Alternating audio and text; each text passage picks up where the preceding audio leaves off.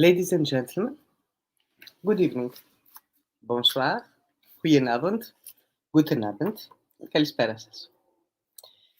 Welcome to the first event of the Hellenic Institute of Cultural Diplomacy in Belgium. I am Aikaterini Lefka, ambassador of the Institute, and I have the privilege to be your hostess and the coordinator of this evening. Please permit me first to present briefly our institute. It is a non-governmental organization founded in 2020 under Belgian law and a member of a wider network of research, study, and dissemination of cultural diplomacy and Hellenic culture, one of the 13 branches of the Central Hellenic Institute of Cultural Diplomacy situated in Athens. More specifically, the Institute in Belgium will be developed in cooperation with partners, other European or international cultural institutes, educational institutions, private and public governmental bodies, academic and scientific organizations, cultural and civil society initiatives, as well as individuals both at local and international level. The main objective of our newly established institute is the exchange of knowledge, as well as the strengthening of dialogue and cooperation in areas related to art, science, education, culture, and society between Greece and Belgium, as well as among other countries, regions, and groups. Its members strongly believe in the capacity of what is currently called soft diplomacy to create harmonious relations between peoples and cultural groups, thanks to the communication of universal values and principles that only culture can convey. Please permit me to present Mrs. Maria Neranzaki, the founder and president of the Hellenic Institute of Cultural Diplomacy in Belgium. Many thanks, dear Ambassador Lefka, for making this event a reality and for honoring us with your participation and support. Dear friends, dear honorary professors, Professor Somville, Professor Laffineur, Professor Janse, and Mr. Jamar, good evening and welcome to the first virtual event of the Hellenic Institute of Cultural Diplomacy in Belgium, dedicated to the Philhellenes in Belgium. We are very excited to start with a series of virtual events, despite these difficult times, and especially this highly symbolic year for Greece, as it marks the 200-year anniversary of the outbreak of the country's independence war against the Ottoman rule. The Hellenic Institute of Cultural Diplomacy in Belgium is a scientific NGO aiming to foster dialogue between Greece, Belgium, and the rest of the world. It promotes knowledge of Hellenic, Belgian, and international culture, and it aims to facilitate networks and strengthen collaborations between Hellenic and international artists, cultural institutions, and creative sectors. We will do this by initiating conferences, seminars, public discussions, publications, exhibitions, and research. I want to thank our speakers for honoring our invitation, my team for the organization, and especially the Vice President of the Institute, Mr. Kardakaris, the Central Administration in Athens, and of course, all of you for your attendance and support. Professor Lefka, the floor is yours. Enjoy. Best wishes for the continuation of your administrative work. 2021 is extremely significant. It marks the 200-year anniversary from the Revolution of 1821, resulting in the creation of the Free Greek State, the first resurrection movement in Europe and in the whole world that arrived at the official establishment of a state-nation. Numerous and various events are organized to mark this celebration in Greece and abroad. The administrative committee of our young institute decided to start its activities by concentrating on the theme of Philhellenes in Belgium, past and present. Philhellenism started as a romantic movement that contributed greatly to the success of the Revolution of 1821 mainly through the creation of international awareness and diplomatic mobility, but also through the supply of logistical assistance and military support to the Greek fighters. Part of the foreigners who defended the Greeks did so out of purely economic interests, of course, while others were genuinely motivated by moral principles and their admiration for what ancient Greece stood for. Some of them came to participate in the battles and offered even their lives for the actual freedom of Greece, like Lord Byron. Since the 19th century, Philhellenism didn't stop inspiring the people of Belgium, a twin state, as it was created at the same time with Greece in 1830. This evening, we shall have the honor and the pleasure to listen to the lectures treating different aspects of the subject by eminent Belgian Philhellenes, Professor Marc Janse, Professor Pierre Somville, Mr. Jamar, and Professor Robert Laffineur. We are very grateful that they accepted our invitation. After listening to their lectures, there will be a discussion among them and myself in a form of round table, and you may write your eventual remarks and questions in the conversation of YouTube or Facebook, and we shall transmit them to the speakers. Permit me now to present briefly our first lecturer. Marc Janse is a BOFSAP research professor in Ancient and Asia Minor Greek at Ghent University and associate in Greek linguistics of the Center of Hellenic Studies of Harvard University. He studied classics, Hebrew, and historical linguistics at Ghent University, where he also earned his PhD in Greek and Latin linguistics. Before returning to Ghent, he was professor of linguistics and classics and head of the Arts and Humanities Department at the University College Roosevelt, an international honors college of Utrecht University. He is a former visiting fellow of All Souls College, Oxford, the Onassis Foundation, Greece, and the Harvard Center for Hellenic Studies. His research covers the entire history of the Greek language from Homer up to the modern Greek dialects, with special interests in Homeric meter and versification, female and obscene language in the comedies of Aristophanes, Septuagint and New Testament Greek, and the medieval and modern varieties of Asia Minor Greek. He has published more than 200 books and articles and has given more than 200 invited lectures and seminars at universities in Europe and the United States. He is the leading authority in the study of Cappadocian Greek. Last Words, a documentary film about the impact of his research on the Cappadocian community in Greece, was selected at various international documentary and short film festivals. In 2016, he was the organizer of the petition for the preservation of ancient Greek in Flemish secondary education, which was signed by more than 12,000 people. In 2018, he was co-organizer of the Greek Day in Ghent, which was attended by more than 1,000 pupils and 200 Greek teachers, and received a lot of attention in the Flemish media and even in Greece. He is a Philhellenist in heart and soul, who considers Greece to be his second fatherland, which he calls Όμορφη και παράξενη πατρίδα.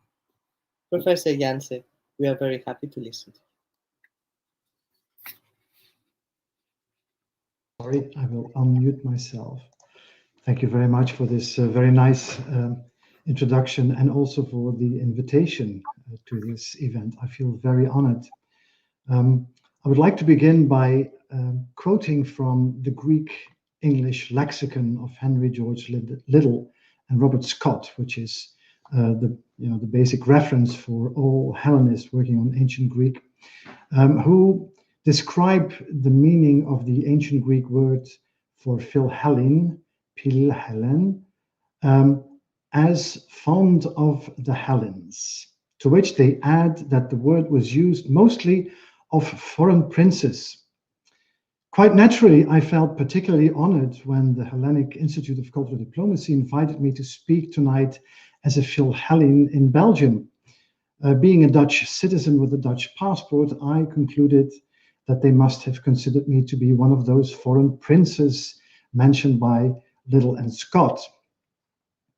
According to another dictionary, the Oxford English Dictionary, a Philhellene is a lover of Greece or Greek culture or Greek people.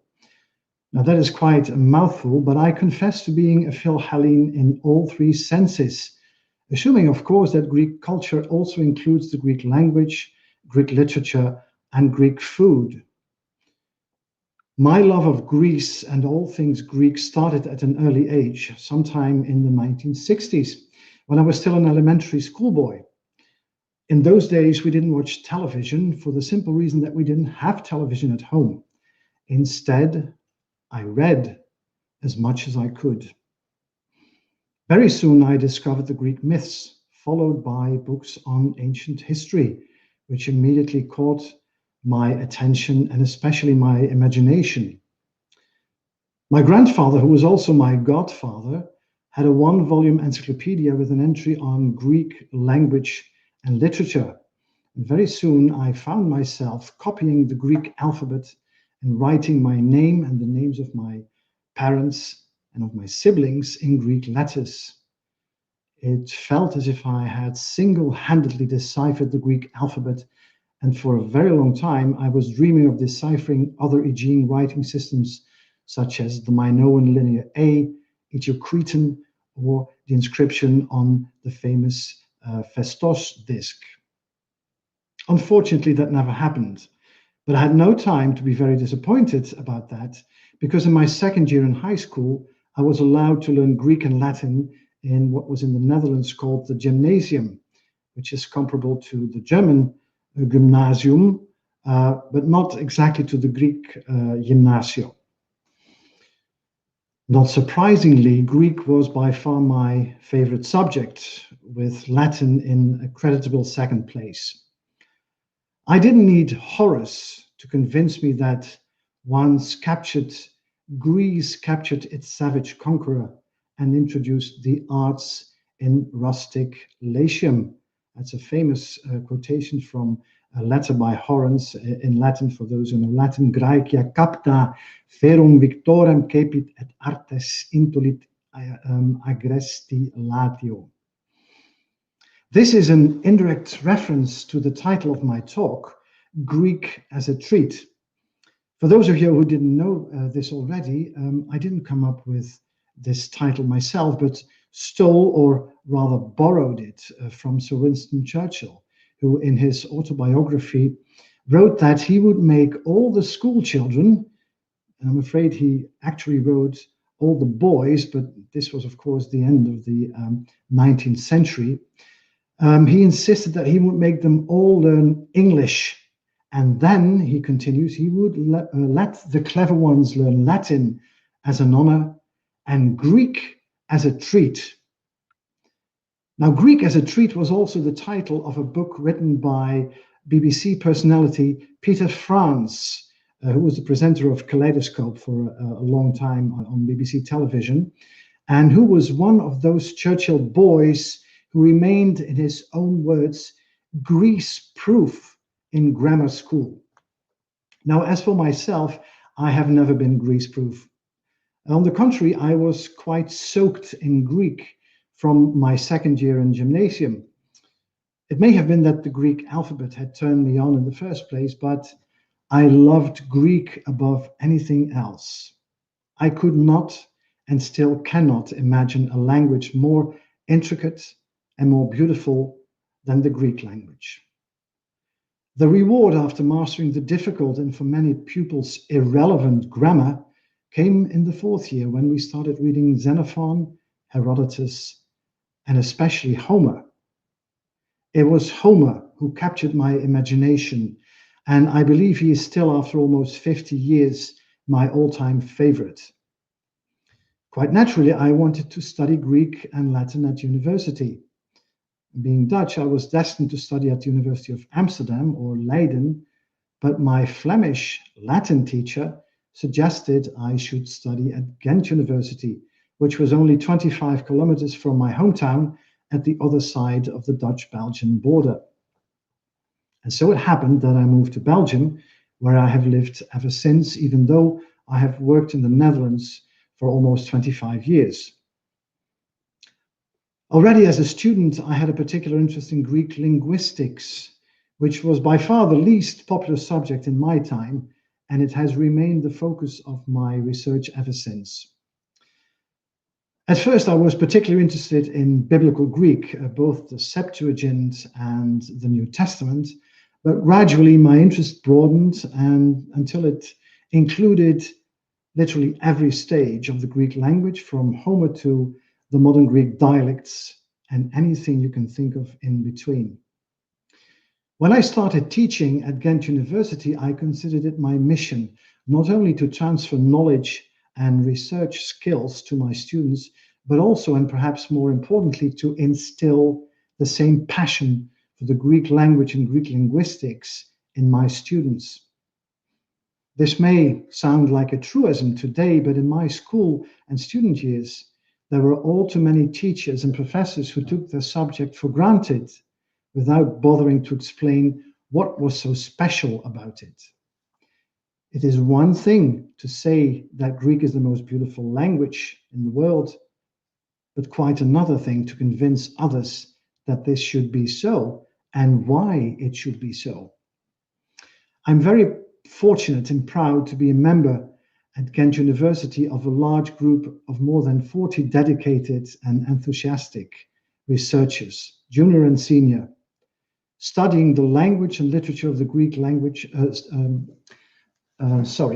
studying the language and literature of the Greeks from Homer to modern Greek. Many of our PhD students, postdoctoral students, and even junior professors are former students of ours, and we are equally proud to have so many enthusiastic students to share our knowledge of and our passion for the Greek language.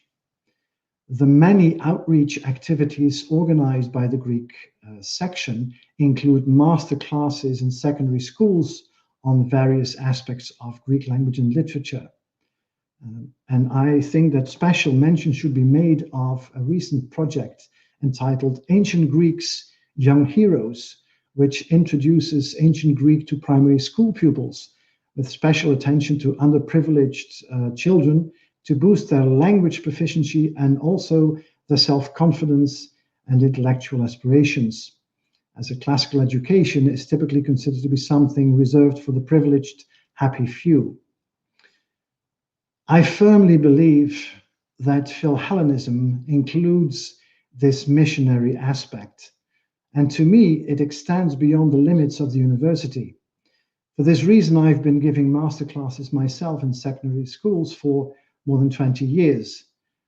And the reasons for doing so have become quite urgent, as many people, including parents and more importantly politicians, are increasingly questioning the use and usefulness of a classical education, and especially of a Greek education, and not only in Belgium, but even Greece. Again, it is one thing to say that the study of Greek has the potential of making secondary school pupils cleverer, but quite another to convince people who think that the study of Greek has no added value because they believe that the students who are capable of studying it are already clever to start with, and so are better off devoting their time and their attention on subjects that are really useful and relevant. Now, this is a very complex and sensitive topic to handle, even among classicists and Hellenists, but it is not one which can be avoided if you want to keep ancient Greek in the curricula of secondary schools. And Aikaterini already mentioned the petition that I organized in 2016 to maintain Greek in the curriculum of secondary schools in Belgium, and the Greek Day we organized in Belgium in 2018, which received a lot of attention in the media and also even in Greece, where it was mentioned on Greek television. And I'm particularly happy to report that we now have a PhD student who is studying the cognitive transfer effects on the study of classical languages in secondary education. I would like to conclude briefly by mentioning the research that was already mentioned in the introduction on Cappadocian Greek, the language spoken by the Cappadocian Greeks who were part of the population exchange between Greece and Turkey in 1923-24. and who, upon arriving in Greece, were not really welcome because, well, they spoke either Turkish or Cappadocian Greek, which sounded like Turkish. They looked like Turks. They had, well, not really the customs that the local Greeks were used to. So they were discriminated, and to acculturate, they adapted themselves. And this included dismissing their own mother tongue. When I became interested in Cappadocian Greek in 1992, which was part of my PhD research, I thought what everybody thought at the time, that Cappadocian Greek was a dead variety of Greek, another dead variety as far as I was concerned. But then it turned out, 13 years later, after I had completed a grammar of Cappadocian Greek, that there were still speakers in Greece. And I was introduced to them, and they invited me to their annual meeting, which they themselves call a ravustima, which means meeting, reunion. And I gave a speech the first time in Greek and also in Cappadocian. And what happened next is barely describable. Hundreds of people stormed at me, and they started hugging me and kissing me. It's hardly imaginable in the present Corona crisis times, but it really happened. And I did not know what was happening and why they were thanking me. And then the local bishop, the bishop of Drama was near to Philippi, the location of the Ravustima. He came to me and he said, "You freed my people of their shame, and you restored their pride and self-esteem." And I didn't know what he was talking about. And only much later did I realize that it took an academic, a foreigner, to explain to people who had been discriminated and who were ashamed of using their own mother tongue, that they should be proud of their own language and proud of being Cappadocians, because your language is part of your history and of your identity and of your culture. And I believe that this introduction to the Cappadocian community, and of course also to the wider Greek community, has made me even more of a Philhellene than I was before. And I would like to conclude by saying that speaking a foreign language opens the doors to the hearts of people. And speaking the Greek people has opened the doors to the hearts of the Greek people and also the Cappadocian people. And it makes me proud to say that I really feel like a Philhellene when I'm in Greece, my second patrida, omorfi και παράξενη πατρίδα. Thank you very much. Dank u wel, Professor Janse, for your inspiring and inspired lecture. Notre deuxième orateur est Monsieur le professeur Pierre Somville. Il est né à Charleroi en 1942. Helléniste et latiniste de formation, sa première publication en 1966 est une présentation annotée des Lions de Platon. En 1975, il publie chez Vrin, Paris, son essai sur la poétique d'Aristote et l'année suivante, chez le même éditeur, son Parménide d'Élée. Ensuite, en tant que professeur de l'Université de Liège, après d'assez longs détours par l'histoire de l'art et l'esthétique, il se consacre à la didactique des langues anciennes, à l'enseignement secondaire. Il publie en 1990 Études grecques à l'édition Mardage.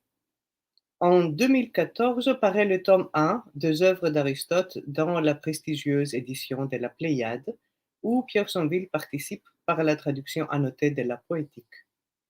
Tout récemment, en 2019, parmi les mémoires de l'Académie royale de la Belgique, dont M. Somville est membre à la classe des arts, paraissent les promenades helléniques. Il n'a donc jamais abandonné son amour de la Grèce, du grec ancien, byzantin et moderne. Monsieur le professeur, la parole est à vous. Merci, Katie.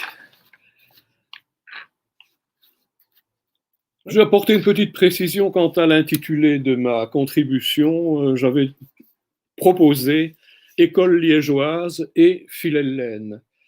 C'est un titre double, mais en fait, les deux notions reviennent à une seule.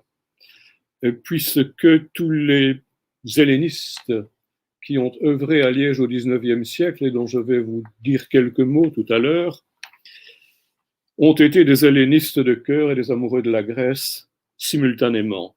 Et à cet égard, je vais vous lire un très bref petit paragraphe dont un disciple célèbre la personne de son maître en disant ceci. Le disciple et le maître étant le maître Albert Severins et le disciple Jules Labarbe, mais nous y reviendrons. Je vous lis ces quelques lignes qui sont applicables à tous, bien entendu. De 1926 à 1928, il séjourna en Grèce comme membre étranger de l'école française d'Athènes. L'expérience devait le marquer très fort, lui laisser la nostalgie inévitablement promise à qui partage longtemps la vie quotidienne du peuple hellénique. Je relis, lui laisser la nostalgie inévitablement promise à qui partage longtemps la vie quotidienne du peuple hellénique, mais aussi lui constituer, après les rencontres d'âmes et de paysages, ce décor de souvenirs personnels qui aide à situer le monde antique dans une perspective plus juste et à le débarrasser de sa gangue livresque. On ne pouvait mieux dire, me semble-t-il.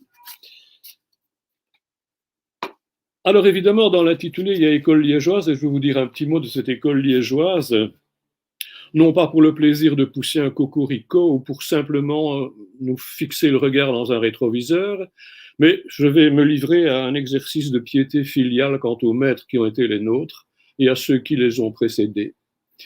Et un exercice qui deviendra un exercice de piété fraternelle pour les jeunes collègues trop tôt disparus, car je ne mentionnerai que les absents. J'aurais trop peur d'oublier un vivant si je commençais à parler de la relève. Il se fait que l'école liégeoise de philologie classique et d'études du grec ancien, ça a été une réalité pendant tout le XXe siècle tout de même. C'est une école très homogène qui a été connue et reconnue.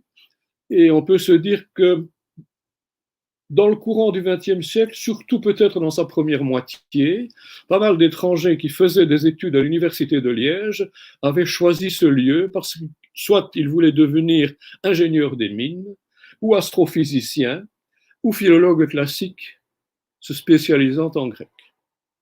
Et les choses commencent très tôt, dès le début du siècle, avec un pionnier qui s'appelait Charles Michel et qui n'a rien à voir avec le contemporain, et homonyme que nous connaissons tous.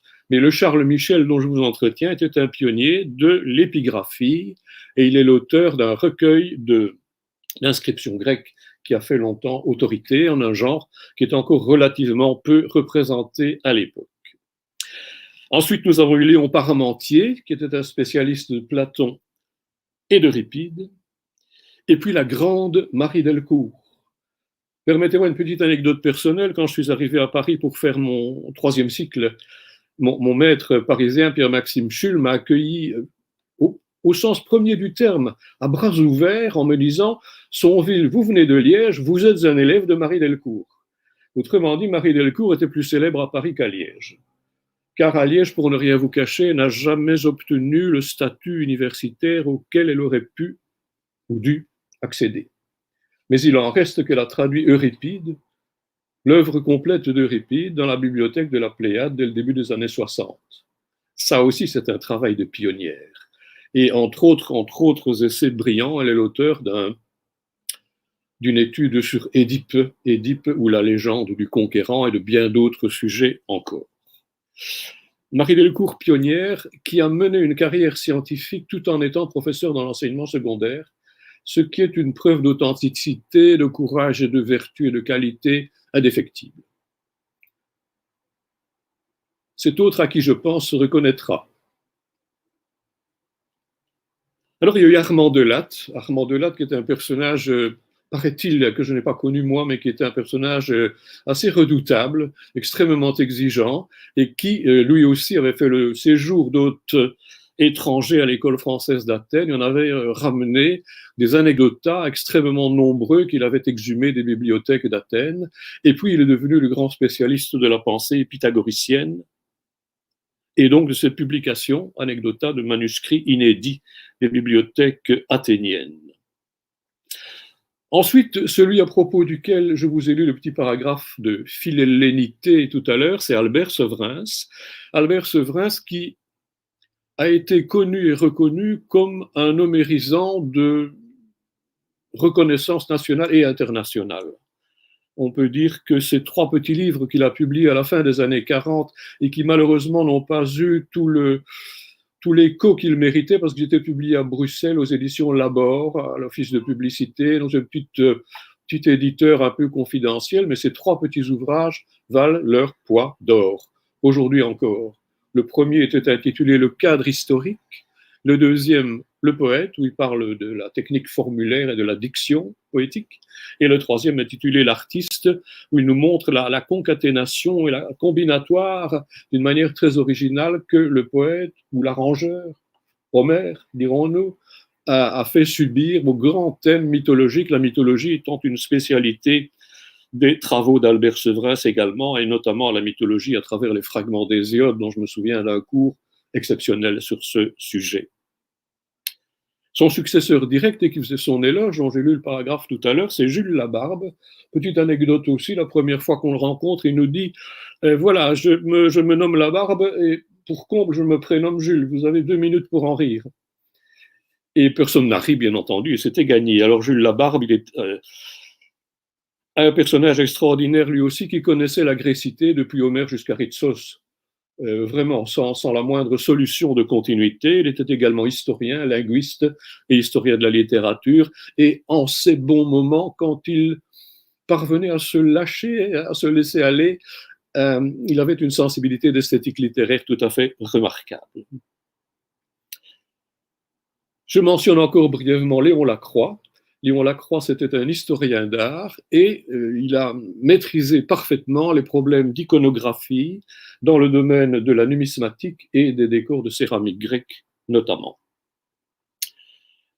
Dans le domaine de la philosophie, je ne peux pas manquer de rappeler à la mémoire la personnalité de Marcel de Corte, qui fut en son temps, je crois, un des meilleurs connaisseurs d'Aristote et aussi de Platon et des présocratiques, et un helléniste et hellénophile, à n'en pas douter, c'est assurément ce qu'il aura fait de meilleur, ainsi que son disciple Christian Rutten pour ce qui touche à la métaphysique d'Aristote.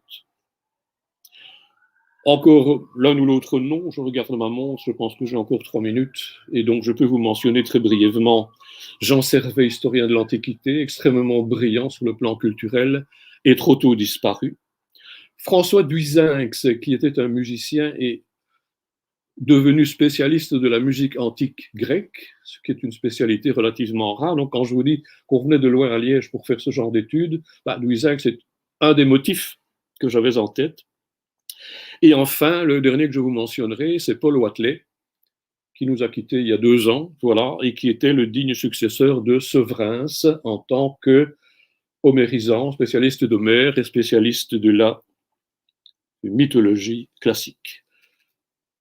Voilà, encore une fois, ce n'est pas un cocorico. Si je ne parle pas des autres écoles francophones belges, malheureusement, je n'ai pas pu fréquenter les collègues néerlandophones, mais mon collègue gantois corrigera ça tout à l'heure, je n'en doute pas. Mais bien entendu, dans le monde francophone belge, il y avait aussi à Louvain, Fernand Mayence, l'archéologue, Justin Mosset, spécialiste de la patristique et byzantinologue, et plus récemment, Tony Hackens, spécialiste de la numismatique comme Léon Lacroix chez nous. Enfin, à l'ULB, Jean Bingen, historien, Charles Delvoye, pour tout, d'Homère à aujourd'hui.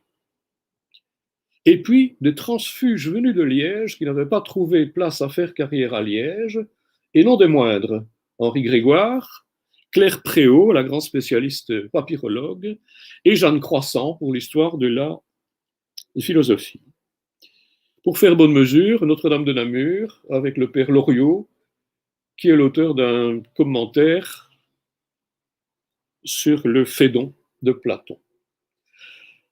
Voilà, je n'ai pas dérogé à la promesse que j'avais faite de ne mentionner que les absents, mais je crois que le passage de relais s'est effectué, notamment la revue Kernos, que je vous montre, je ne sais pas si vous la voyez, oui, vous la voyez, la revue Kernos qui a été fondée il y a un quart de siècle continue encore, qualitativement et quantitativement, à nous donner des livraisons régulières. Et en fait, elle est placée sous le patronage bicéphale de Liège et d'Athènes. Et elle se propose d'étudier la religion grecque antique. Et l'un de ses principaux fondateurs vit toujours. Il me reconnaîtra au passage. Merci de votre attention. Merci beaucoup, monsieur le professeur, de ce beau rappel de l'école liégeoise, dont nous nous considérons tous les deux des chanceux héritiers en quelque sorte. It is my pleasure to introduce now our next speaker, Monsieur Jamar. He was born in 1952. He studied law and international relations in Louvain, the College of Europe in Bruges, in Geneva, and in Washington, D.C. He worked for 10 years as Director of Studies at the College of Europe, then as a consultant in Brussels, before joining the European Commission, where he worked for almost 30 years. On his departure in 2019, he was head of the representation of the European Commission in Belgium. Mr. Jamar is now heading the Brussels office of Europa Nostra, the voice of cultural heritage in Europe. He is married for the last 30 years to Mrs. Ioanna Sinadinou. Mr. Jamar, παρακαλώ, έχετε το λόγο. Ευχαριστώ πάρα πολύ, Κατερίνα. Είμαι πολύ περήφανος, πολύ ευτυχισμένος που μπορώ να είμαι μαζί σας σήμερα. I feel very humbled in this group of distinguished professors because my relation to Greece and my so-called Philhellenism is of a much more, in one way, intuitive and pragmatic nature.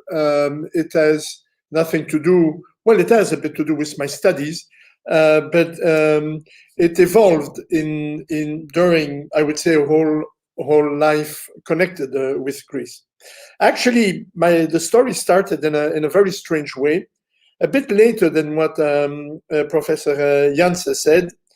I was 16 years old, and I had studied Greek and Latin at school in Belgium.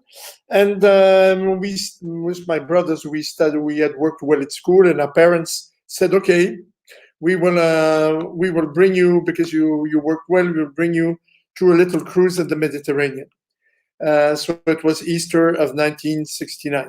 We had left on a little boat from Venice. We stopped in Dubrovnik and in Kotor in Montenegro.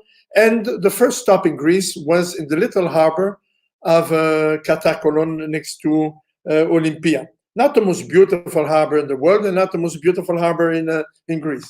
The strange thing, though, is that I remember very distinctively to this date the atmosphere when we arrived in the harbor, the temperature, I remember what the orchestra was playing, the little orchestra on the deck of the boat. I remember very distinctively the smell of jasmine. And I remember above all, when I went down the ladder and put my step in Greece, my foot in Greece for the first time, telling myself very distinctively, this country is also going to be yours. Now, why does a kid of 16 years old tell himself, this country is also going to be yours? The strange thing is that it actually worked, and it worked exactly in this fashion. I went to Greece every year since then, several times per year. I think I went to Greece around 300 times. When I worked in the European Commission, I used to work on networking people and networking organizations. And there was a Greek network, so automatically I was dealing with the Greek network, which enabled me to go to Greece, not only in the summer, but also in the middle of the winter, which means that you get to know the country in very different circumstances. I wrote books about Greece, one of them called Letters to Byron, it was a very presumptuous argument, no, but I tried to tell Byron my little story about Greece. As I bought a little house in Greece, I married a Greek citizen, and this led me in 2012, 2011, 2012, in the middle of the crisis, to say to myself, well, listen, this doesn't go. You pretend that you're a friend of Greece, and now the Greek country, the Greek state, the people are in deep trouble, and you have to do something about it. And this is how we created, with a group of friends, small group of friends, people that I didn't know, in 10 weeks, a project called 12 Hours for Greece. And it was in 10 weeks, because we had reserved a theater, so I had 10 weeks to prepare a program with not knowing very many people in Greece, a better all-day program, so it would lasting 12 hours. I created a non-profit organization during that time. And this first edition, where we invited all kinds of people, mobilized, I would say, the whole Greek community in Brussels. And I think was a big success. We had all the televisions and created a lot of media attention. The objective of our association is to help local associations operating in Greece in the areas of health, important now, education, and the fight against poverty. And during these 8 years, we were able to help, first of all, the refugees that were coming, the first wave of refugees that were going into the camps of Diavata and Skaramaga in Greece.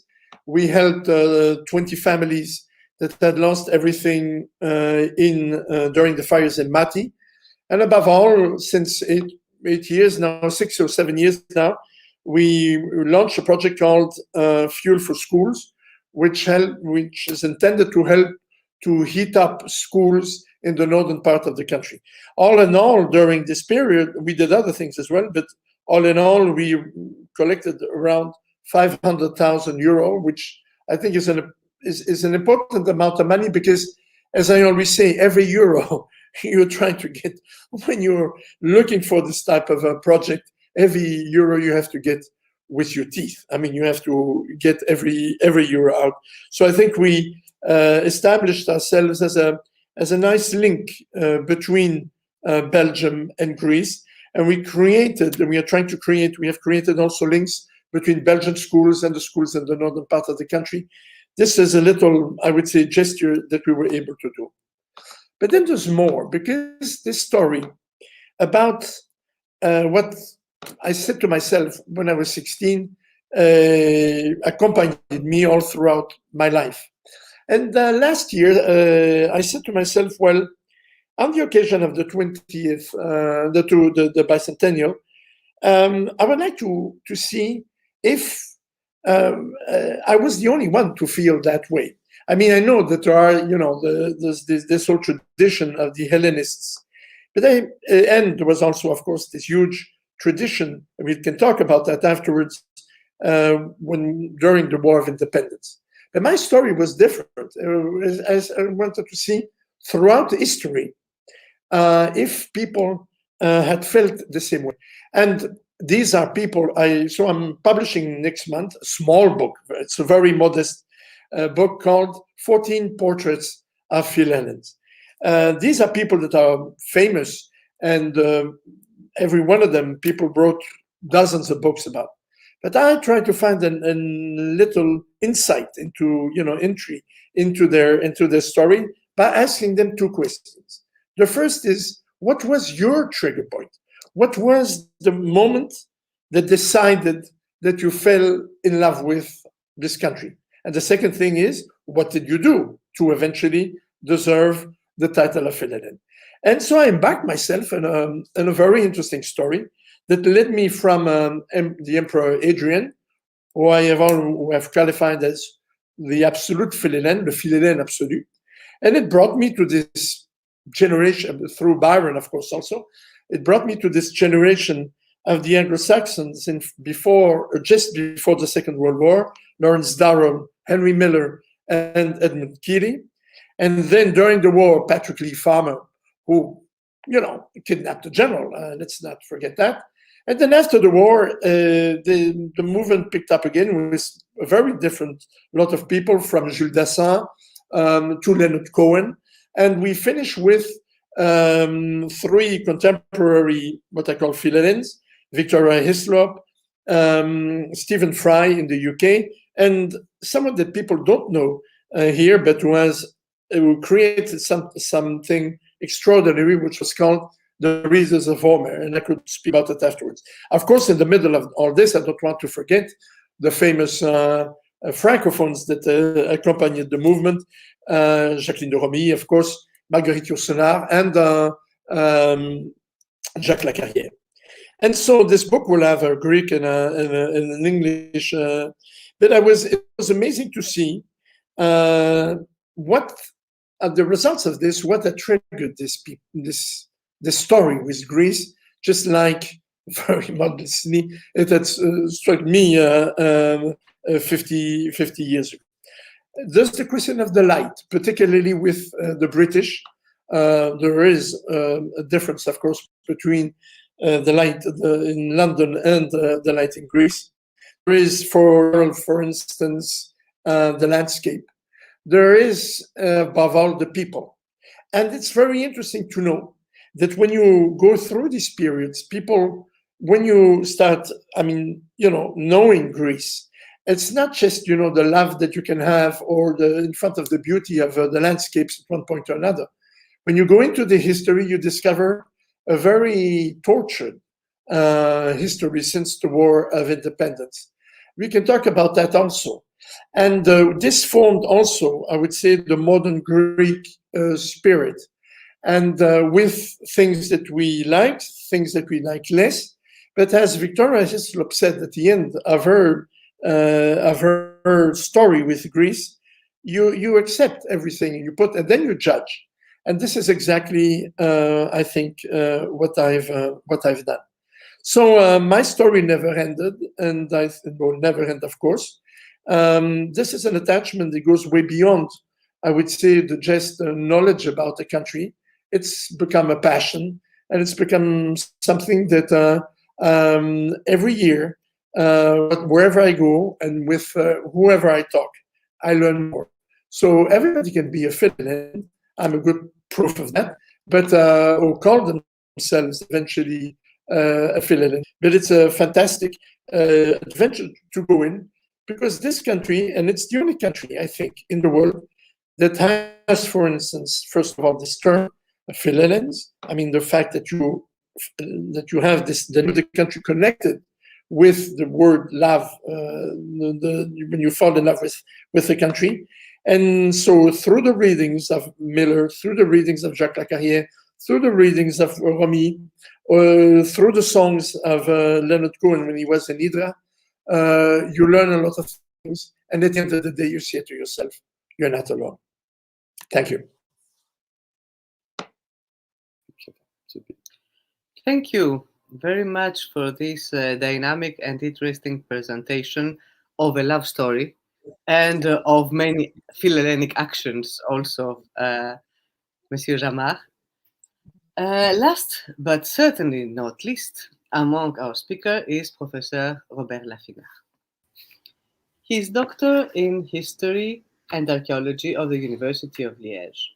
He has been foreign member of the French Archaeological School at Athens, chargé de cours professeur et professeur ordinaire at the University of Liege, at the chair of Art History and Archaeology of the Ancient Greek and Roman Worlds from 1980 to 2010, visiting professor at the University of Iași, Romania, holder of the chair Franchi at the Catholic University of Louvain-la-Neuve, and visiting professor of the Australian Archaeological Institute.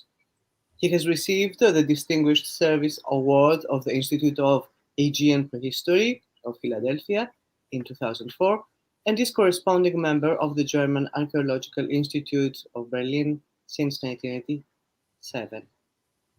Emeritus professor since October 2010, he continues to lead the Belgian excavations in the Mycenaean sector at Thorikos, Attica, to edit the series Aegeum, Annales Liégeoises d'Archéologie Aégéenne, since 1997, and to organize the Rencontre Aegeenne Internationale, International Aegean Conferences, that he has created every 2 years since 1986, in collaboration with colleagues from universities of Europe, the United States, and Australia.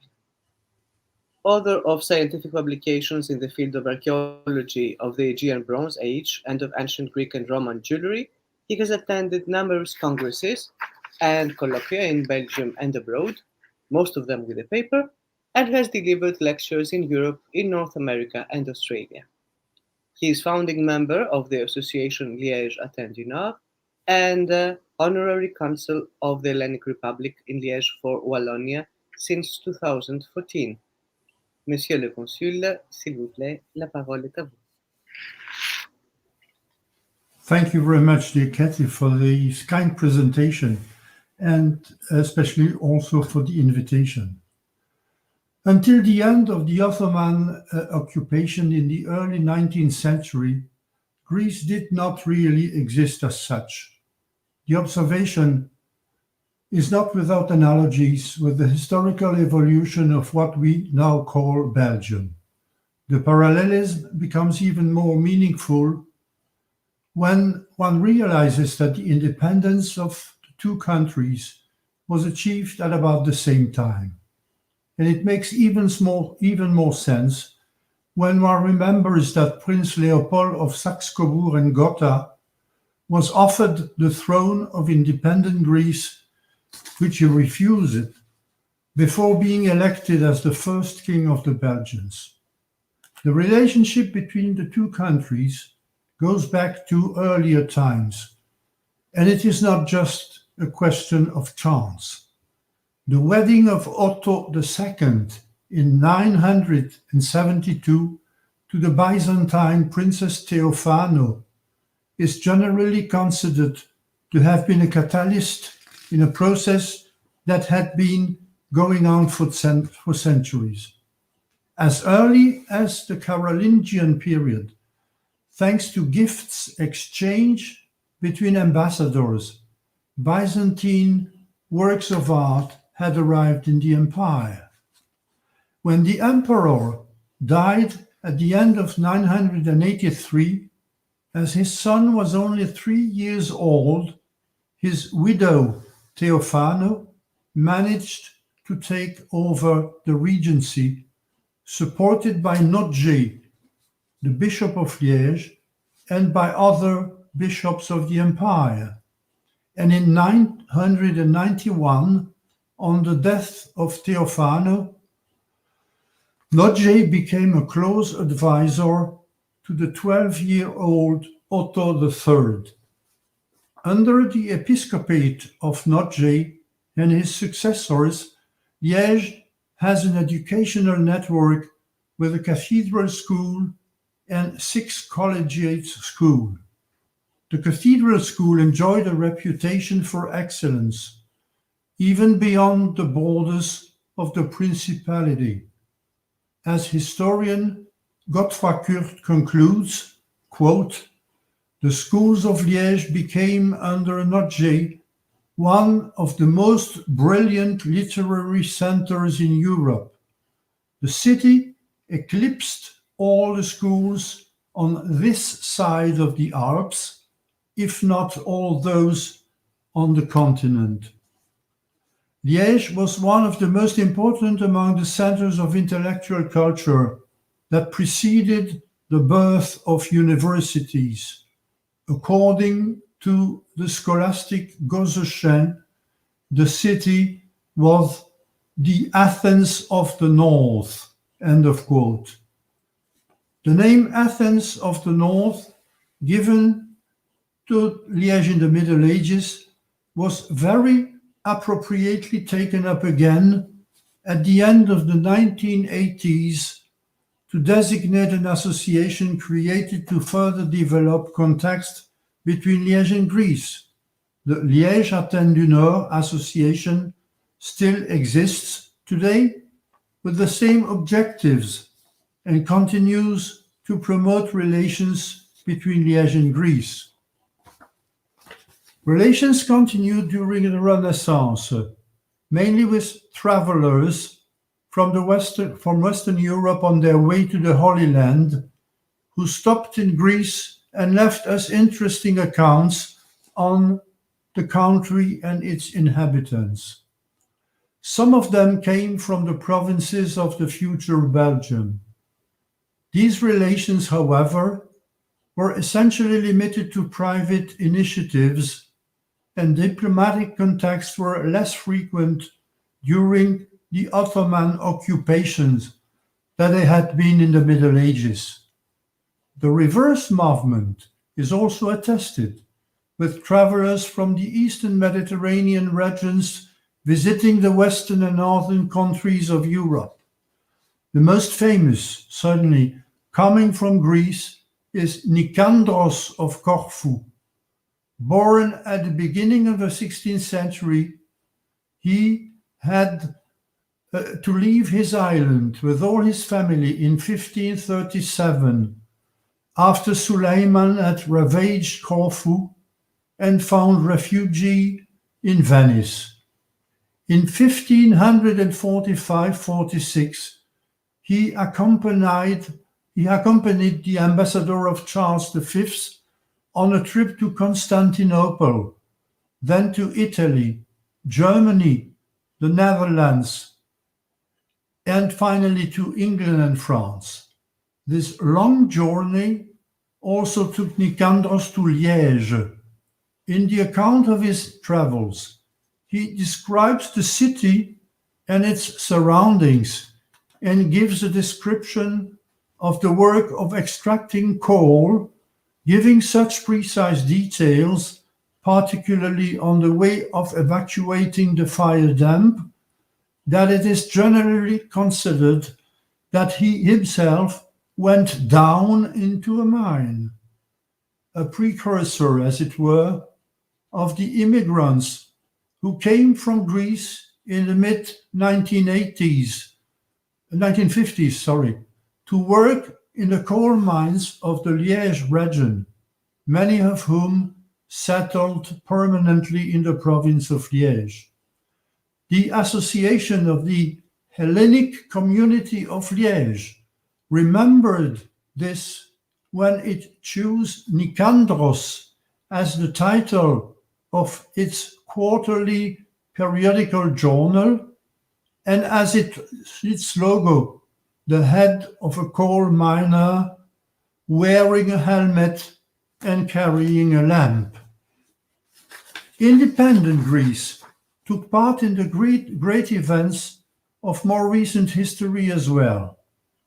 Its participation in the First World War earned it the unanimous recognition from the Allies, which only manifested itself much later, in 1986, with the erection of a Hellenic commemorative monument at the Inter-Allied Memorial of Ghent, close to Liege, thanks to the initiative of Dimitris Avramopoulos, then Consul of Greece in Liege, and participation to the Second World War after the no opposed to the Italian ultimatum on the 28th of October 1940, confirmed Greek support to the Allies and marked a decisive halt to the eastward advance of the Axis powers. In terms of relations with Belgium, and with Liege in particular, we have to recall the above-mentioned Greek immigration of the 1950s and its contribution to the recovery of the Belgian economy. History repeats itself according to the well-known formula. This contribution of the Greeks to the reconstruction of Belgian economy can be seen as a sort of replication in the opposite direction of the support that the region of Liege had given to the fighters of the Greek Revolution by sending them weapons between 1823 and 1826. Such a participation in the Philhellenic movement of the time was much more limited in time, however, but it was based on resources that were immediately available in large quantities, as Liege had been a renowned arms manufacturing center for centuries. And with regard to culture, I would like finally to emphasize the significant archaeological fieldwork carried out by Belgian academics on important sites in Greece since the middle of the last century, within the framework of the activities of the Belgian Archaeological School at Athens. In this field, Liege has also contributed greatly to the progress of our knowledge of ancient Greece, in particular on the site of Thorikos, close to Lavrio, since 1963. During the year 2021, these affinities and relationships between Greece and Liege will be highlighted in a program of events called Greece 2021. The intention is to mark in our city the 200 years anniversary of the beginning of the Greek War of Independence in 1821. This program should have been officially launched on the occasion of the annual gala evening of the Consular Corps of the province of Liege in mid-March, with Greece as guest of honor. But the COVID-19 pandemic decided otherwise. The first event to have take place has been the celebration of the Greek National Day on March 25, with an official ceremony in front of the Hellenic monument of the Inter-Allied Monument of Ghent, with the participation of only 10 persons to comply with the sanitary measures. The following events, which were to take place during the first half of the year, were mostly cancelled or postponed to the second half of the year. All these events aim to make the people of Liege better acquainted with the values of Greece in various fields, but also to further strengthen the integration of the Greek community in the city society. To conclude, the visit to Belgium of Young Greece that the Greece 2021 Athens Committee is planning to organize this year with the program Vadizondas sta Agnaria του έτους 1821 could certainly include a stage in Liege, as has been suggested by the Embassy of Greece in Brussels. It would allow to show some places and monuments in the city that recall the presence of Greeks or their action, the site of Bleni Mine and its restored mining facilities, the Hellenic monument of the Inter-Allied Monument of Ghent, or to visit institutions committed to promoting Greece's contributions to the formation of Western culture, like the University of Liege. Without forgetting, for the ancient periods, the personality of Nostra, which is well highlighted in the Archaeoforum, a museum built in the very center of the city over the most ancient remains of the capital of the Principality. A journey that would best evoke and summarize the long history of relations between Greece and our city and the mutual enrichment they have brought. Let's hope that this visit will soon be possible despite of the pandemic. Thanks.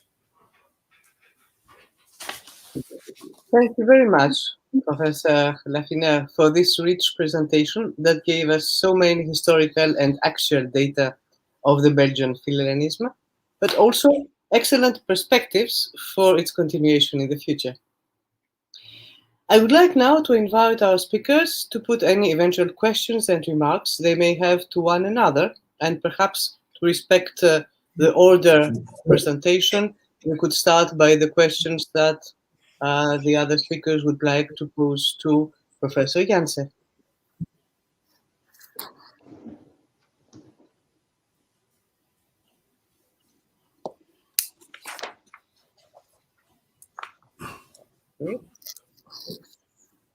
Then, if I may, I will also have something to ask you, Professor. How can you see now, actually, the way that the ancient Greek language and the learning of ancient Greek is affronted from the young students, from the public in the Belgian schools, the secondary schools? And this is a question that is addressed as much to you as to Professor Somville, who has also worked a lot with the professors of classics in the secondary schools. So we would like perhaps you to develop a little more how you see the things now, what is the actual situation, what are the perspectives, and how is seen the knowledge of ancient Greek from the public actually. Thank you. Yes, thank you very much for this question. This is, of course, something I've been concerned with for a long time, and I'm sure that every one of you is concerned about the state of classical studies in general and of Greek studies in particular. My impression is that even though the numbers are declining, we are still doing relatively well given the circumstances, because, as you know, the pressure, not just on the pupils, but also on the parents is very high. There is the program, the STEM program, which is presented as an alternative for Latin, because there was a time when the classical studies were considered to be the most difficult studies in secondary education. So it was the obvious choice for anyone who could study Greek, and especially Latin, of course, that he or she should start with the study of the classical languages and then see what happened afterwards. Now people have to choose much earlier, and children are actually also obliged to choose at a very early age, which in a way takes away the possibility of continuing. You cannot start without Latin and then deciding after 3 years, I made the wrong choice, maybe I should change now. That is impossible, whereas the opposite is always possible. So my view on the things is that instead of focusing on the divide between the science, technology, engineering, and mathematics versus the classical languages, is trying to show the children, and especially also the parents.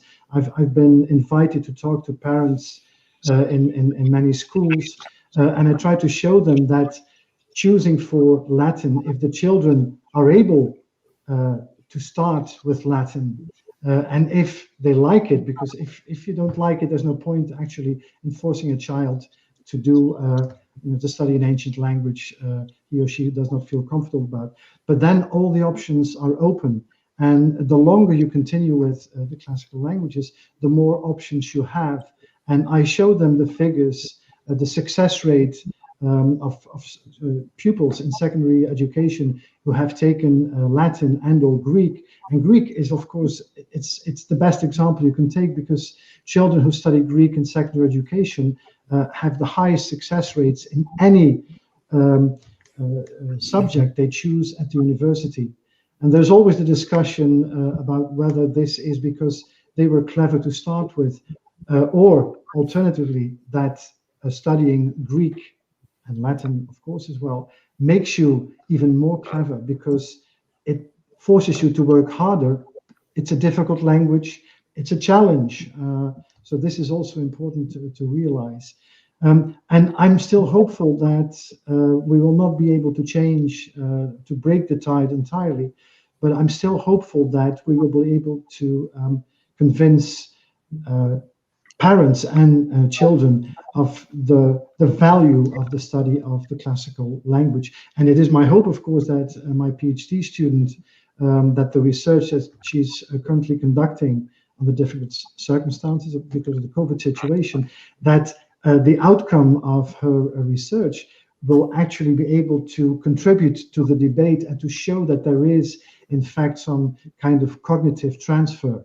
And that instead of focusing on ideological aspects of the study of classical languages, or sometimes it's a discussion between believers. I believe that Greek makes you smarter, and I don't believe that Greek makes you smarter, that we can actually use scientific data from psychology to prove or disprove this or that thesis. Thank you. Perhaps I will give also the possibility to speak to Professor Somville, and then afterwards, Monsieur Jamar, it will be to you. J'y vais, bon, excusez-moi, merci. Je suis très pessimiste, parce que dans la Belgique francophone, on est en train de sortir le latin. On est en train de le sortir, hein, de manière cryptique et déguisée, avec de bonnes intentions qui pavent l'enfer, c'est bien connu. Bon, on sort le latin et le grec, le sort en est jeté, donc je crois que vraiment... nos jeunes successeurs universitaires sont très découragés parce que, malgré tout, l'enseignement secondaire, c'était tout de même une possibilité d'avoir un certain nombre d'étudiants inscrits, comme vous le savez, dans le règne quantitatif qui nous opprime. Ben voilà. Quand on veut faire du grec ancien, on commence en première année d'université et les débouchés sont extrêmement restreints. Donc voilà. Je crois qu'il faut dire comme Churchill, hein, on fera du grec pour le plaisir. Rien pour le plaisir, mais ça reste. Ça reste. Merci beaucoup. Monsieur Jamar, s'il vous plaît. Yes, a question on this, on Greece and the study of the Greek language. Because I think we are talking about, in a way, two different things. The one is the study, the secondary school, which is the importance of eventually Latin in Greek to train a person's, a young pupil's mind. And there, Professor Janse said something that it's true, that students that have followed Greek have provide very good results at the end, and that's something that's different from when you study Greek studies at university. But we are in a period where we have a lot of fashions. Now the fashion is to go digital, the fashion is to go this and that. Sometimes at the end you put things together and you see which is the results. And I think from the training that we get, I, for instance, as a lawyer, trained lawyer, I didn't practice law, but every day I remember with a lot of gratitude the fact that I did study Latin and Greek. So I was wondering, are you so pessimistic? Is that, and to say that where's the situation now? Do we see these studies really falling down, and or is there a chance, do you think, that we can be a bit more optimistic about the future? And my second question linked to that is also, according to what you said, won't this be interpreted as what you said, that it provides very good results? Isn't one of the problems considered that it is a bit maybe elitist to study Latin and Greek? Yes. Well, first of all, I would like to say that in a way, I have to admit that I share some sort of pessimism on the future of the study of Greek. But on the other hand, if I hadn't been, an optimist, then I wouldn't have spent so much time in finding, ways to try at least to convince people of the usefulness the study of Greek. The problem of the elitarian idea that the study of Greek and Latin is elitist, that is, of course, an argument that has been used time and again, and I understand where it comes from, because there was a time, if you read this little book by Peter Franz on Greek as a treat, it starts with the observation that there was a time, and the time was when Churchill was, of course, a boy who was not from a privileged background and was not allowed to study Greek, but he envied those who had studied Greek. So there was a time when the study of Greek and Latin opened doors to positions that you would never achieve or get without the study. And this has resulted in a kind of idea that whoever studied Greek and Latin had this idea that we were the perfect people with the perfect minds. And when I was a student, I remember that Professor Raymond van Boogaard, whom I'm sure my colleagues will remember very well. I did not mention the Greek tradition at my own university, but it started off with classical philology and the etymology of the word classical, that it had this idea of superiority built in. And this is something we have to fight against, and this is very difficult because somehow it got stuck into the minds of many people. But at the same time, when you listen to the rhetoric that is used to promote STEM, so the beta sciences, if I may call them that way, are exactly the same. They are promoted as being the alternative to Latin, which means that they are now the new elite.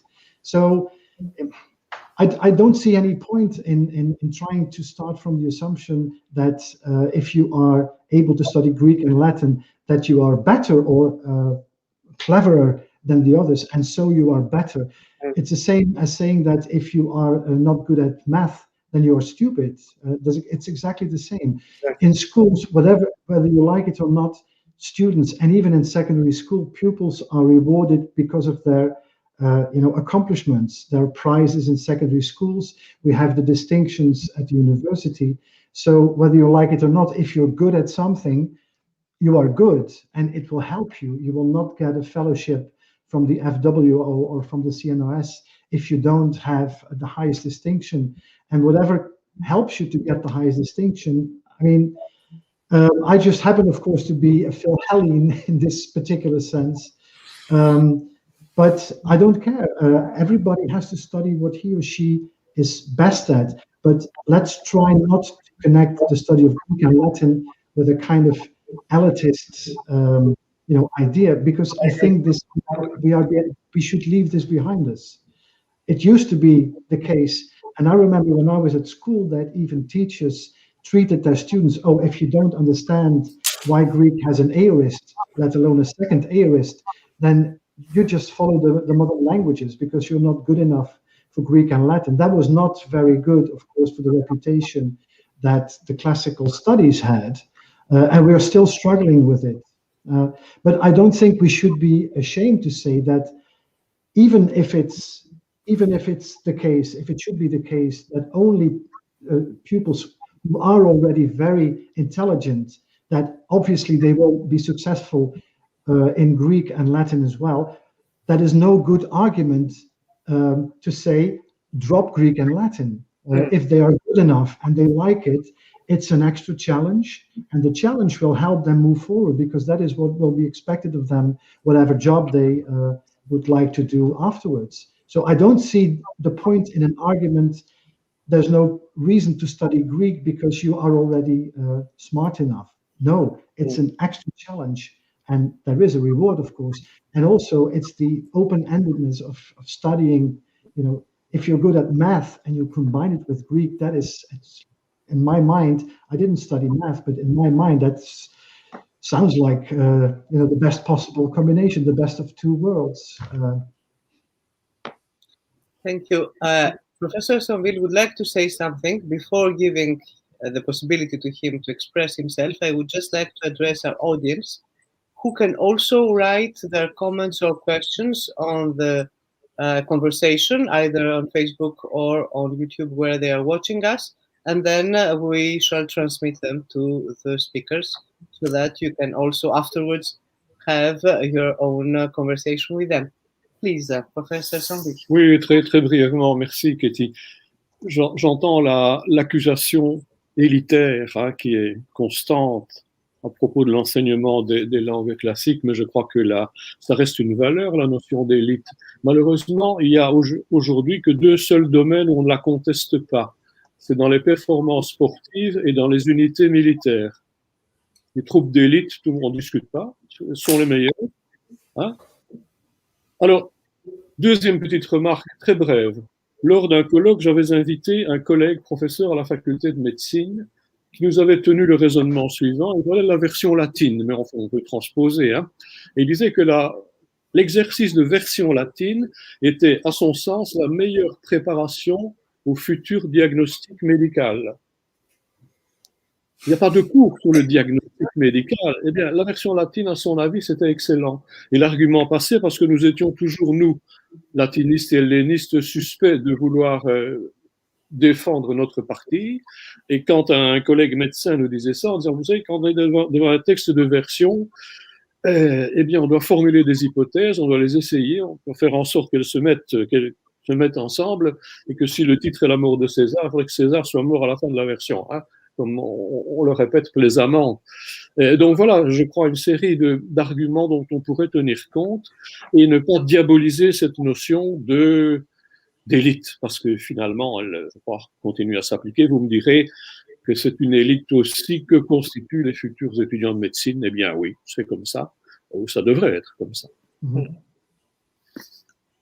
Bah, je suis tout à fait d'accord avec vous. L'excellence dans les arts, dans le sport, c'est une question, c'est une évidence. Même dans les écoles secondaires, on donne des privilèges aux étudiants qui excellent dans le sport, quoi. Donc, oui, je suis tout à fait d'accord avec vous. Merci. Merci. Quelqu'un voudrait peut-être adresser une autre question au professeur Somville? Monsieur Jamar. Oui. Pour le professeur, d'abord, juste une chose, je voulais pas être mal compris. Je veux dire, quand je parlais d'élitisme, je faisais référence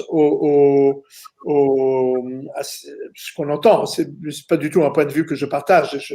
Non, j'avais bien compris, je ne vous incrimine pas vous. Hein.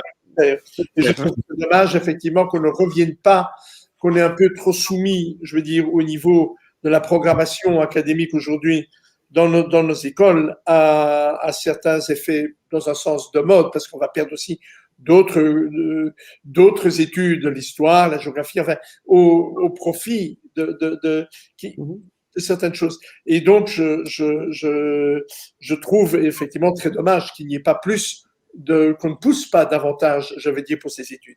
Ma question au professeur Somville, vous avez justement, vous avez très bien résumé, enfin, je veux dire, l'apport de l'école liégeoise dans le passé. Je voudrais justement vous demander qu'en est-il à l'heure actuelle et comment voyez-vous l'avenir aussi pour, je veux dire, l'école liégeoise. Oui, ben je vous ai suggéré, je vois ça de manière un peu sombre dans la mesure où le nombre d'étudiants inscrits ne cesse de diminuer parce que les débouchés pédagogiques sont barrés. Donc ça, c'est un grand problème. Ceux qui feront encore du grec, je crois qu'il y a une jeune génération qui a pris le relais. Je vous ai montré la revue Kernos, et c'est vrai que je me débine un peu facilement, mais je vous ai montré que le relais était passé. Donc il y a des jeunes collègues qui continuent à y croire, mais qui sont quand même relativement découragés parce que les étudiants qui s'inscrivent en grec ancien ne peuvent imaginer qu'une carrière de chercheur. Si l'enseignement leur est fermé, alors vous savez que les chercheurs, ben, il y a beaucoup d'appelés et peu d'élus. Hein. C'est ça.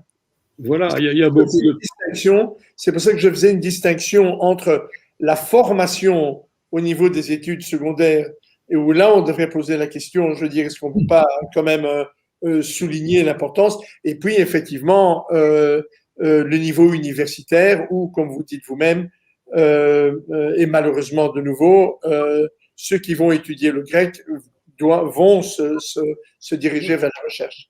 Oui, et donc les débouchés sont minimes, hein, on peut dire. Ouais. Donc, voilà. Monsieur Laffineur, c'est à vous.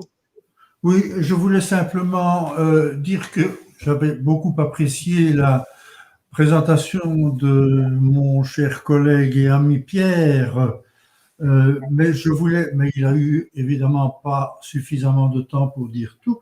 Mais je voulais simplement rappeler que en 2017, il y a eu un excellent ouvrage qui a été publié par notre collègue Jean Loac, hein, qui propose un inventaire très complet de ce qu'il appelle, je ne sais pas si vous le voyez ici, non, peut-être pas, Orient, Grèce et Rome à l'Université de Liège, 1890-2015. C'est un, voilà ici, n'est-ce pas? Ça a été publié en 2017 et ça donne un très bon inventaire de toute cette école liégeoise en se limitant, encore une fois, comme l'a fait Pierre, à ceux qui sont décédés malheureusement.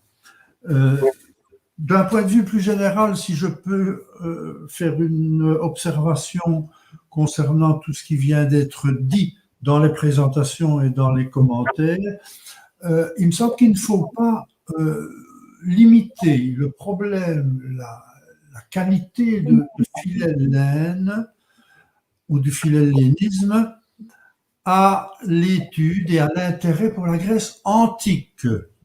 C'est une chose que je fais aussi, puisque je suis archéologue et que je travaille pour améliorer, sans vouloir m'en vanter, hein, mais c'est mon boulot.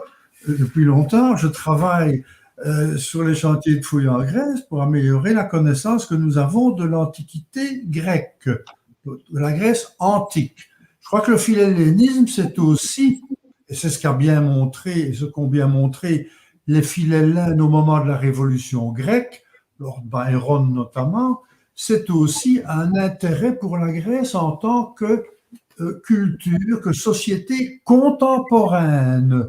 Contemporaine à l'époque de la Révolution, donc dans les années 1820, mais je pense que ça doit être aussi un intérêt et une espèce de confraternité pour la Grèce et pour ses citoyens, c'est-à-dire pour les Grecs, d'aujourd'hui, qui sont confrontés à des difficultés, comme nous le sommes aujourd'hui aussi tous, mais qui ont bien été mises en évidence par la fameuse crise qui a eu lieu il n'y a pas tellement longtemps et qui est toujours en train d'avoir des conséquences sur l'économie, sur la vie sociale des Grecs d'aujourd'hui.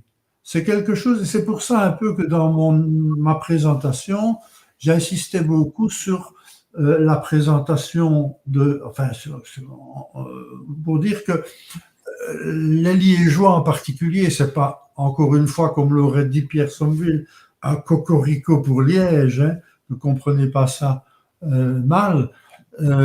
Quand on sait que les Liégeois ont envoyé des armes aux insurgés de la Révolution grecque dans les années 1820, c'est quelque chose quand même qui avait un rapport avec la situation contemporaine à l'époque où ça se faisait, et pas seulement un rapport avec la Grèce comme une culture antique, certes très remarquable, mais qui n'existe plus aujourd'hui.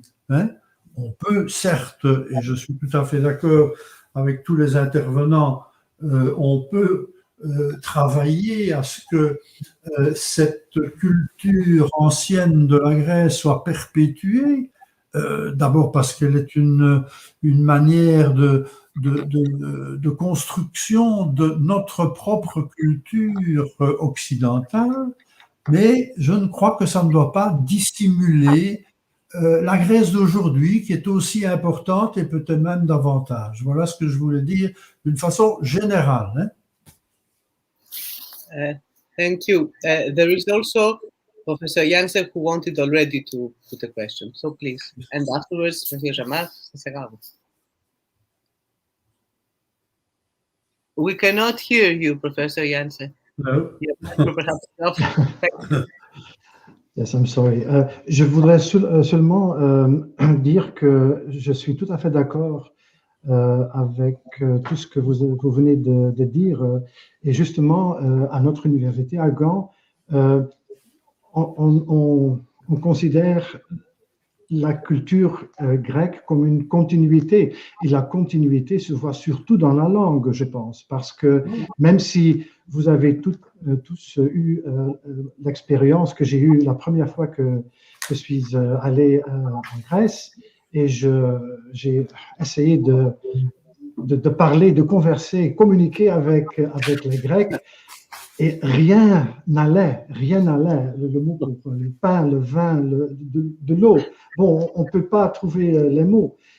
Mais au-delà de la première rencontre avec la barrière linguistique, on découvre qu'il y a une continuité essentielle dans l'histoire de la langue grecque, de façon que même les étudiants qui ne connaissent que le grec ancien, ils savent maintenant que le grec ancien peut servir à apprendre le grec moderne, mais aussi le grec moderne peut servir à apprendre et à comprendre le grec ancien mieux que d'avant. Par exemple, quand on connaît la distinction entre l'aoriste, l'aspect perfectif et l'aspect imperfectif, il est plus facile de donner une commande en grec moderne, ce qui n'est pas évident quand on ne connaît pas les détails linguistiques.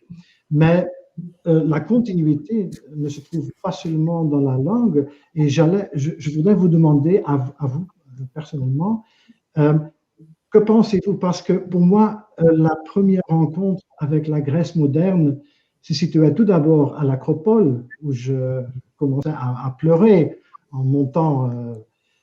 Mais de l'autre part, la Grèce moderne, pour moi, je ne peux pas regarder la Grèce moderne sans être un peu romantique, quoi. Pour moi, la Grèce moderne, c'est la Grèce. Je ne fais pas la distinction entre la Grèce antique et la Grèce moderne. Je ne sais pas comprendre, et j'allais vous demander à vous, j'ai bien compris, Monsieur Jamar, vous avez eu le même sentiment que moi, mais comment peut-on réconcilier, si vous me permettez d'utiliser ce mot, la Grèce antique et la Grèce moderne? Parce que pour moi, c'est une entité insoluble. C'est la même chose pour moi, même si ce n'est pas la même chose, bien sûr. Ça va. Oui, bien sûr. Hein. Mais, monsieur... Si oui. vous réagirez. Tout de suite, hein. Je suis tout à fait d'accord aussi, évidemment. Tout à fait d'accord. Hein. Voilà, la première Grèce moderne que j'ai connue, j'étais tout jeune, je sors du bateau, et alors on me dit « Kalos orisate ». Il le prononçait de telle manière que j'avais entendu « aoriste ». Donc, le pont était jeté. Le lien. Non, c'est évident, c'est une entité. Je me suis toujours battu pour que mes futurs agrégés fassent un peu de grec moderne. Je voulais qu'ils parviennent à lire un texte de grec moderne en grec moderne avec l'articulation, le phrasé, le rythme et la cadence. En leur disant, voilà, il y a l'itacisme, il y a quelques petites difficultés phonétiques, voilà, on les surmonte, et puis il faut lire le grec ancien à la même cadence. Et là, ils se cassaient la figure, hein, très souvent. Comme quand je leur demandais de scander à vue du Virgile, hein, ça c'était... Mais ils y arrivaient quand même, ils y arrivaient.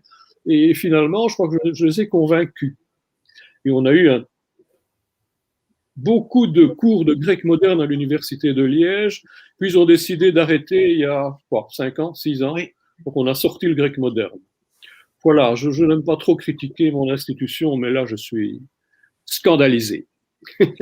Parce que les orientalistes n'en voulaient pas, on ne savait pas si c'était une langue, vous vous rendez compte, si c'était une langue orientale. Les classiques n'en voulaient pas parce que c'est pas du grec ancien, donc on s'est heurté à des particularismes imbéciles. Et le cours de grec moderne, évidemment, c'est une manière de refaire cette unité avec des étudiants qui font du grec ancien, qui étaient nombreux d'ailleurs à le suivre. Hein, pour ne rien vous cacher, c'était Ketty qui s'en occupait à la dernière occupation des lieux, et c'était un grand succès, évidemment. Ben voilà, donc je dis beaucoup de bien à l'université de Liège, je peux me permettre de lui lancer une hallebarde dans les pieds. Bon, Monsieur Jamar. Yes, should we keep it in French or should we go back to English? Please, then you can speak in English. Okay, wait, because I think some of the people that are listening don't speak French. I totally agree with what Professor Janse and also Robert Laffineur said. I mean, our three professors said. We should not, when we talk about Philhellenes, we should not confuse and just stick, I would say, to the heritage of ancient Greek. When I was preparing this book, and as I say, it's a very modest book, but it was very interesting when you look at people like, when people fall in love with Greece, somebody, Lawrence Durrell had never heard, had never studied, and he wrote some of the most beautiful things about Greece. And was a real Philhellene.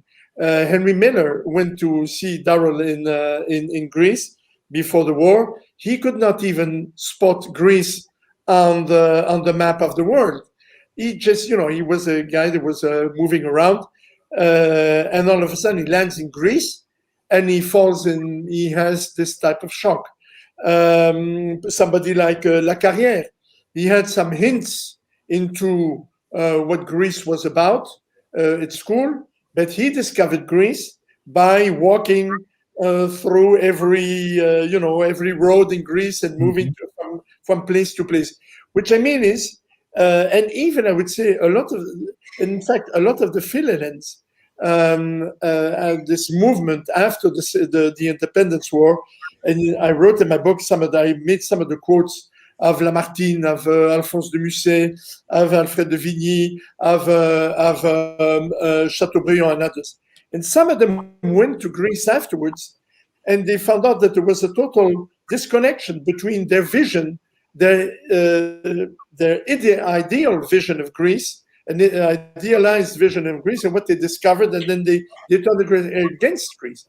So what I mean is that we have to take Greece and Philhellenism in a holistic term, looking at what and what the different moments of Greece brought to humanity. Of course, there's ancient Greek. There's also the whole Byzantine world, what it also brought to the world. And then you have how you connect the more modern Greeks, which had some incredible writers, some incredible poets that also have inspired a whole new generation of Philhellenes.